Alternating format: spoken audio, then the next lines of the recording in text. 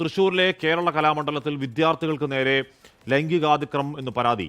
ദേശമംഗലം സ്വദേശി അധ്യാപകൻ കനകകുമാറിനെതിരെ പോക്സോ കേസെടുത്തു.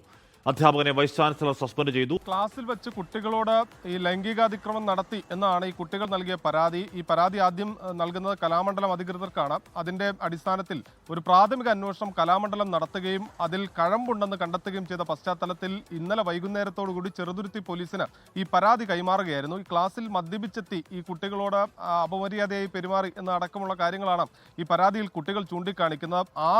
ആറ് കുട്ടികളാണ് ഇത്തരത്തിൽ ഈ പരാതി നൽകിയിരിക്കുന്നത്. എന്തായാലും ഈ പരാതിയിൽ പ്രാഥമികമായി കലാമണ്ഡലം നടത്തിയ അന്വേഷണത്തിൽ ഇതിൽ കഴമ്പുണ്ടെന്ന് കണ്ടെത്തുകയും അധ്യാപകനെ സസ്പെൻഡ് ചെയ്യുകയും ചെയ്തിട്ടുണ്ട്. അതിനുശേഷമാണ് ഈ ചെറുതുരുത്തി പോലീസിന് ഇത് സംബന്ധിച്ചുള്ള പരാതി കൈമാറിയത്. ഇന്നലെ രാത്രിയോടുകൂടി പോലീസ് ഈ കുട്ടികളുടെ മൊഴിയടക്കം രേഖപ്പെടുത്തി പുലർച്ചെ 3 മണിയോടുകൂടി ഈ പോക്സോ കേസ് എടുക്കുകയും ചെയ്തു. എന്തായാലും ഈ സംഭവത്തിന് പിന്നാലെ അധ്യാപകൻ ഒളിവിലാണ് എന്നുള്ളതാണ് പോലീസ് വ്യക്തമാക്കുന്നത്. ഇന്ന് പുലർച്ചെയാണ് കേസെടുത്തത്. പിന്നീട് അധ്യാപകനെ ബന്ധപ്പെടാൻ ശ്രമിച്ചെങ്കിലും ഈ ഫോണിൽ ലഭ്യമായിട്ടില്ല. അദ്ദേഹം ഒളിവിൽ തുടരുകയാണെന്നുള്ളതാണ് പോലീസ് പറയുന്നത്. അതിന്റെ അടിസ്ഥാനത്തിൽ ഈ അധ്യാപകനെ കണ്ടെത്തുന്നതിന് വേണ്ടിയുള്ള അന്വേഷണം ആരംഭിക്കുകയും ചെയ്തിട്ടുണ്ട്. കാശ്മീർ.